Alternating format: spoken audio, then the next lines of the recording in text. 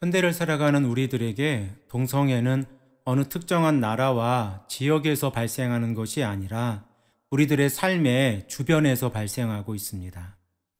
제가 거주하고 있는 캐나다 토론토의 다운타운에서도 매년 6월에 퀴어 축제라는 이름으로 동성애 모임이 열리고 있습니다.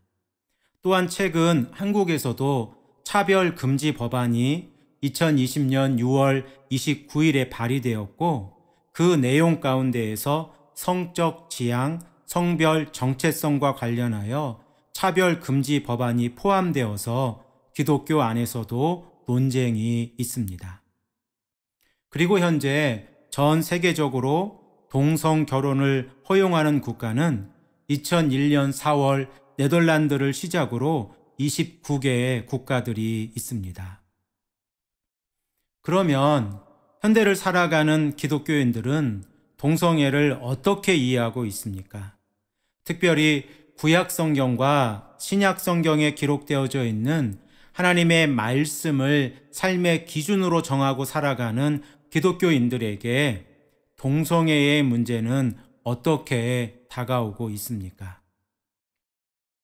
만일 우리가 성경에서 동성애를 어떻게 설명하고 있는지 구체적으로 이해하고 설명할 수 있다면 우리들은 동성애로부터 우리 자신을 지킬 뿐만 아니라 우리 자녀들과 이웃들에게도 성경적인 기준으로 동성애와 관련하여 설명할 수 있을 것입니다. 이러한 목적으로 우리들은 두 번의 시간을 통하여 구약 성경과 신약 성경에서 동성애를 언급하고 있는 본문들 가운데에서 중요 본문인 레위기 18장 22절과 20장 13절의 말씀과 로마서 1장 18절에서 27절의 말씀을 통하여 동성애와 관련하여 성경적인 가르침을 이해하고, 세 번째 시간에는 이러한 성경 말씀에 근거하여 우리들의 삶과 교회 안에서 어떻게 동성애를 바라볼 것인가 고민해 보겠습니다. 먼저 구약 성경의 대표적인 동성애 금지 법령이 기록되어져 있는 레위기를 살펴보겠습니다. 우리가 너무나 잘 알고 있듯이 레위기의 중심 주제는 거룩입니다. 레위기는 크게 세 부분으로 나누어져 있는데, 이스라엘 백성들이 제사를 통하여 거룩해질 수 있는 방법과 제사장 제도가 1장에서 10장까지 설명하고 있고, 정결과 부정의 규례가 11장에서 16장까지 기록되어져 있습니다. 그리고 17장에서 27장까지는 거룩한 삶의 규례들을 언급하고 있습니다. 특별히 레위기 19장 2절과 20장 26절 말씀을 보면 레위기의 중심 주제가 거룩임을 알 수 있습니다. 우리 다 함께 이 본문들을 읽겠습니다. 너는 이스라엘 자손의 온 회중에게 말하여 이르라. 너희는 거룩하라. 이는 나 여호와 너희의 하나님이 거룩함이니라. 너희는 나에게 거룩할지어다. 이는 나 여호와가 거룩하고 내가 또 너희를 나의 소유로 삼으려고 너희를 만민 중에서 구별하였음이니라. 아멘. 이 말씀을 근거해 보면 우리가 종교적으로, 윤리적으로 거룩해야 하는 이유는 하나님께서 거룩하시기 때문이고, 하나님께서는 우리들에게 하나님의 거룩한 속성을 담도록 요구하고 계시기 때문입니다. 거룩이라고 하는 히브리어 단어의 가장 중요한 특징은 하나님의 속성으로서의 거룩입니다. 하나님께서 거룩하신 분이시기에 하나님이 거하시는 곳도 거룩하다고 이사야서 57장 15절 상반절 말씀에 말씀하고 있습니다. 우리 다 함께 말씀을 읽겠습니다. 지극히 존귀하며 영원히 거하시며 거룩하다 이름하는 이가 이와 같이 말씀하시되, 내가 높고 거룩한 곳에 있으며 또한 통회하고 마음이 겸손한 자와 함께 있나니 이는 겸손한 자의 영을 소생시키시며 통회하는 자의 마음을 소생시키려 함이라. 아멘. 이사야는 하나님께서 거룩하시기에 하나님이 계신 곳이 거룩하다라고 말씀하고 있고, 또한 통회하고 마음이 겸손한 자와 함께 하신다고 말씀하고 있습니다. 그러면 인간의 측면에서 보면 거룩이란 우리들의 삶에서 거룩하지 못한 죄의 특징들을 제거하는 것입니다. 이러한 측면에서 모세는 레위기에서 제사를 통하여 정결한 것과 부정한 것들의 규례를 통하여 거룩한 삶을 통하여 하나님의 백성들이 어떻게 거룩해질 수 있는지 하나님의 말씀을 증거하고 있습니다. 레위기 11장 44절 상반절 말씀을 보면 모세는 하나님의 말씀을 이렇게 기록하고 있습니다. 나는 여호와 너희의 하나님이라. 내가 거룩하니 너희도 몸을 구별하여 거룩하게 하고. 이러한 배경 지식을 가지고 레위기 18장 22절과 20장 13절의 말씀을 생각해 보겠습니다. 먼저 우리가 함께 생각해 보기를 원하는 것은 모세가 동성애를 언급하고 있는 문맥이 어디에 있는가 하는 것입니다.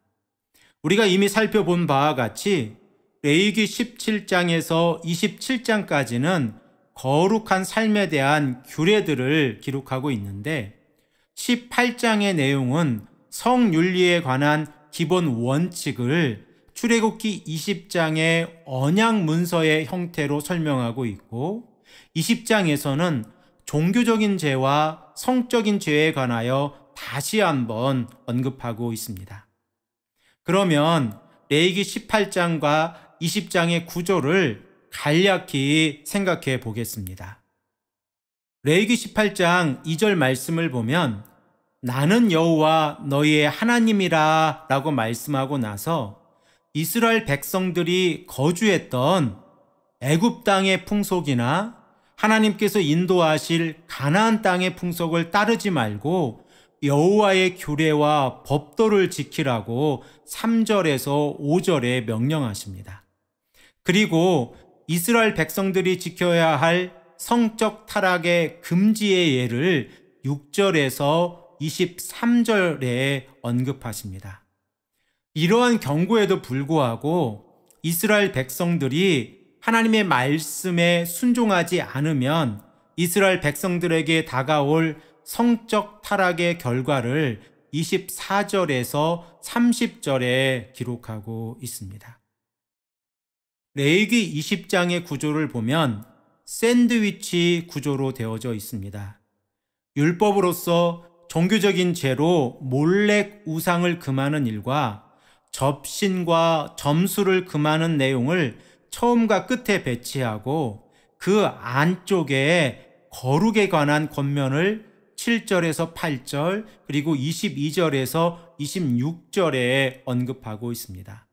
그리고 그 중앙에 가족과 성에 대한 율법을 9절에서 21절에 언급하고 있습니다. 이러한 배경을 가지고 레위기 18장 22절과 20장 13절의 말씀을 읽겠습니다. 먼저 18장 22절 말씀입니다. 너는 여자와 동침함 같이 남자와 동침하지 말라. 이는 가증한 일이니라. 20장 13절 말씀을 읽겠습니다. 누구든지 여인과 동침하듯 남자와 동침하면 둘 다 가증한 일을 행함인즉 반드시 죽일지니 자기의 피가 자기에게로 돌아가리라. 이 두 절의 말씀을 통해서 구약시대의 율법은 동성애를 어떻게 해석하고 있는지 알 수 있습니다. 하나님께서는 모세를 통하여 이방 민족의 풍속들을 금하고 있는데 동성애를 가증한 행위라고 설명하고 있습니다. 그리고 동성애의 결과는 죽음이라고 설명하고 있습니다. 그러면 18장 22절과 20장 13절에 공통적으로 기록되어져 있는 가증이라고 하는 단어의 의미를 생각해 보면 하나님께서 동성애를 왜 금하고 있는지 살펴볼 수 있습니다. 구약 성경에서 가증이라는 단어는 종교적, 윤리적 의미에서 사용되어지고 있습니다. 먼저 종교적인 의미에서 가증의 예를 두 가지로 살펴보겠습니다. 먼저 살펴볼 것은 종교적인 의미에서 가증의 예로 우상 숭배입니다. 신명기 32장은 이스라엘 총회를 향한 모세의 노래를 기록하고 있습니다. 특별히 15절에서 21절 상반전 말씀은 하나님의 선하심에도 불구하고 이스라엘 백성들의 우상 숭배에 관하여 언급하고 있는데 모세는 이러한 우상 숭배를 가증이라는 단어로 설명하고 있습니다. 우리 다 함께 신명기 32장 16절 말씀을 읽겠습니다. 그들이 다른 신으로 그의 질투를 일으키며 가증한 것으로 그의 진노를 격발하였도다. 모세가 우상을 가증한 것이라고 지칭하고 있는 이유는 우상 숭배는 이스라엘 백성들이 하나님을 버리고 자신들을 구원하신 반석이신 하나님을 업신여기는 행위라고 32장 15절에 말씀하고 있습니다. 이렇게 우상 숭배하는 모습을 모세는 17절에 이와 같이 표현하고 있는데 우리 다 함께 말씀을 읽어보겠습니다. 그들은 하나님께 제사하지 아니하고 귀신들에게 하였으니 곧 그들이 알지 못하던 신들, 근래에 들어온 새로운 신들, 너희의 조상들이 두려워하지 아니하던 것들이로다. 결국 우상 숭배는 이스라엘의 왕이신 여호와 하나님께 반역하는 행위이며 하나님을 두려워하지 않는 행위이므로 가증한 일이라고 성경은 말씀하고 있습니다. 종교적인 의미에서 두 번째로 가증의 의미를 신명기 14장 3절에서 20절의 정결의 음식법으로 생각해 볼 수 있습니다. 레위기 11장을 기초한 신명기 14장 3절에서 21절에서는 정한 음식과 부정한 음식에 관한 음식법을 언급하고 있습니다. 신명기 14장 3절 말씀에서 너는 가증한 것은 무엇이든지 먹지 말라라고 전제하고 있고 이러한 전제 아래에서 땅에 거하는 짐승들, 물에 사는 짐승들, 공중에 사는 짐승들을 창조 순서대로 언급하고 있습니다. 정한 짐승과 부정한 짐승을 구분하는 원리는 지속적으로 논쟁이 되고 있지만 레위기에서는 이 기준의 배경이 되는 것을 거룩이라고 레위기 11장 44절에서 45절에 말씀하고 있습니다. 그러므로 정결한 음식은 종교적 거룩을 의미하고 부정한 음식은 종교적으로 더럽혀져 있음을 의미합니다. 그러므로 음식법에서 가증하다는 의미는 종교적 의미에서 깨끗하지 못함을 의미합니다. 두 번째로 가증이라는 단어가 윤리적인 의미로 사용되는 예를 살펴보겠습니다. 예레미야 6장 15절 말씀을 보면 그들이 가증한 일을 행할 때에 부끄러워하였느냐? 아니라 조금도 부끄러워하지 않았을 뿐만 아니라 얼굴도 붉어지지 않았느니라. 그러므로 그들이 엎드러지는 자와 함께 엎드러질 것이라. 내가 그들을 벌하리니 그때에 그들이 거꾸러지리라. 여호와의 말씀이니라. 아멘. 그러면 예레미야가 6장에서 언급하고 있는 가증한 일이란 무엇입니까? 가증한 일이란 윤리적인 타락으로 6절 말씀의 포화, 7절 말씀의 폭력과 탈취, 13절 말씀의 탐욕과 거짓의 문제들을 기록하고 있습니다. 그리고 이러한 행동들을 예레미야는 가증한 일이라고 표현하고 있습니다. 그런데 가증이라는 단어가 레위기 17장에서 26장에 기록될 경우에는 그 의미는 성결법전의 의미가 반영되어져 있습니다. 성결법전이란 1877년 클로스토만에 의해 처음 사용된 단어인데 레위기 17장에서 26장에 기록되어져 있는 하나님의 거룩한 백성들을 향한 율법의 모음집이라는 의미를 가지고 있습니다. 그리고 가증이라는 단어가 성결법전인 레위기 17장에서 26장에 사용되어질 경우 그 의미는 하나님의 거룩에 반대되는 행위를 지칭합니다. 즉, 가증이라는 단어는 하나님의 거룩을 파괴하는 혐오스러운 행동이라는 의미를 가지고 있습니다. 그러면 성경은 동성애를 왜 가증한 행동이라고 언급하고 있습니까? 첫 번째로 살펴볼 내용은 창조 질서와 연관되어져 있습니다. 우리가 성경을 통하여 하나님의 창조 원리를 생각해 보면 동성애가 왜 하나님의 거룩을 파괴하는지 창조 질서를 통하여 알 수 있습니다.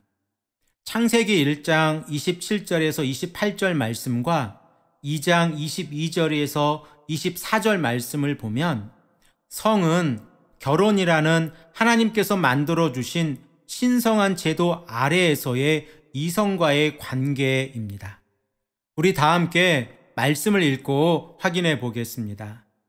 하나님이 자기 형상 곧 하나님의 형상대로 사람을 창조하시되 남자와 여자를 창조하시고 하나님이 그들에게 복을 주시며 하나님이 그들에게 이르시되 생육하고 번성하여 땅에 충만하라. 땅을 정복하라. 바다의 물고기와 하늘의 새와 땅에 움직이는 모든 생물을 다스리라 하시니라. 또한 하나님께서 아담의 갈빗대를 취하여 여자를 창조하시고 말씀하신 창세기 2장 24절 말씀도 우리 시간에 함께 읽겠습니다. 이러므로 남자가 부모를 떠나 그의 아내와 합하여 둘이 한 몸을 이룰지로다. 아멘. 그러므로 만일 피조물이 동성애를 통하여 창조주 하나님의 창조 원리를 파괴한다면 이러한 행위는 창조주 하나님의 창조 원리에 불순종하는 것이고 하나님께서 보실 때에 가증한 행동입니다.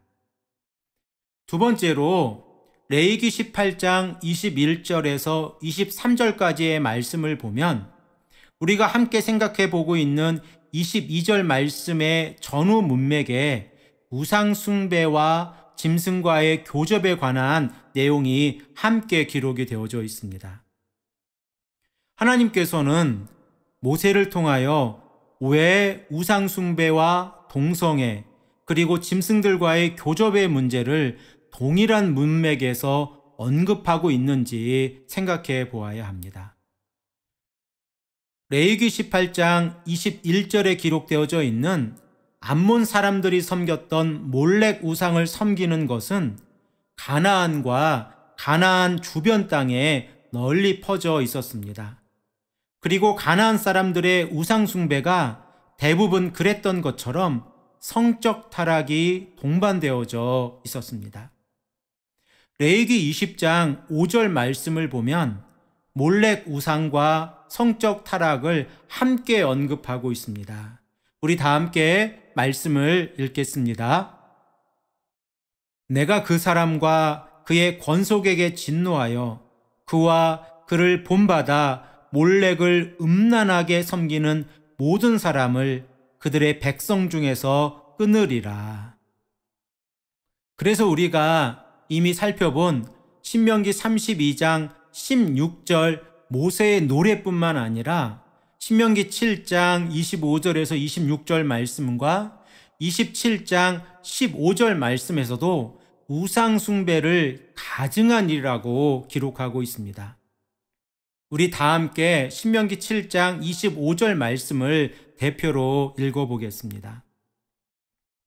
너는 그들이 조각한 신상들을 불사르고 그것에 입힌 은이나 금을 탐내지 말며 취하지 말라. 내가 그것으로 말미암아 올무에 걸릴까 하노니 이는 내 하나님 여호와께서 가증히 여기시는 것임이니라. 아멘. 이러한 배경에서 레위기 18장 21절에서 23절 말씀에서 동성애와 짐승들과의 교접의 문제가 우상 숭배와 함께 기록되어져 있는 것은 이해가 되어집니다. 또한 우리가 동성애와 관련된 두 번째 시간에 살펴보겠지만 사도 바울도 로마서 1장에서 우상 숭배와 동성애의 문제를 같은 문맥에서 언급하고 있습니다. 레위기 18장에서 동성애와 짐승들과의 교접은 마치 이스라엘 백성들이 몰렉에게 자신의 자녀를 바치며 성적 타락에 빠진 우상 숭배와 같이 혐오스러운 행동임을 강조하고 있습니다. 하나님께서는 하나님의 자녀들에게 하나님의 거룩을 요구하십니다. 그러므로 우리가 말씀에 순종하지 않고 성적 다양성이 존중받아야 한다는 전제로 동성애의 성적 타락을 포장한다고 하면 이것은 하나님의 창조 질서를 파괴하는 것이고 하나님의 거룩을 훼손하는 일이요 또한 자기 몸에 죄를 범하는 것입니다.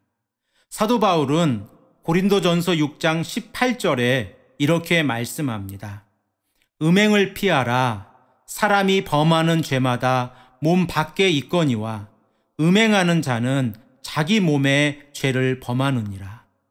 사도 바울은 데살로니가전서 4장 3절에서 음란을 버리는 것이 거룩의 시작임을 강조하고 있고 또한 이것이 하나님의 뜻이라고 말씀합니다. 우리 다 함께 이 말씀도 함께 읽겠습니다. 하나님의 뜻은 이것이니 너희의 거룩함이라 곧 음란을 버리고. 성경은 이성을 향한 성적 제약뿐만 아니라 동성 간의 성적 제약도 하나님의 거룩을 파괴하는 행위로 보고 있습니다. 오늘 우리는 동성애의 문제를 다루고 있지만 우리가 주목해야 하는 것은 이성 간의 성적 제약도 동성 간의 성적 제약과 동일한 결과를 가져온다는 것을 기억해야 합니다. 그러므로 우리가 우리들의 삶에서 음란과 관련된 제약들을 제거하는 것은 우리들의 몸을 하나님이 기뻐하시는 거룩한 산 제물로 드리는 것입니다. 사도 바울은 말씀에 순종할 때의 거룩함에 이르고 거룩함은 우리들을 영원한 생명으로 인도한다고 로마서 6장 15절에서 23절에 말씀하고 있습니다. 하나님께서 우리들에게 거룩을 요구하십니다. 우리 모두 우리 자신을 하나님의 말씀에 근거하여 거룩한 삶을 살아가기를 소망합니다. 함께 기도드리겠습니다.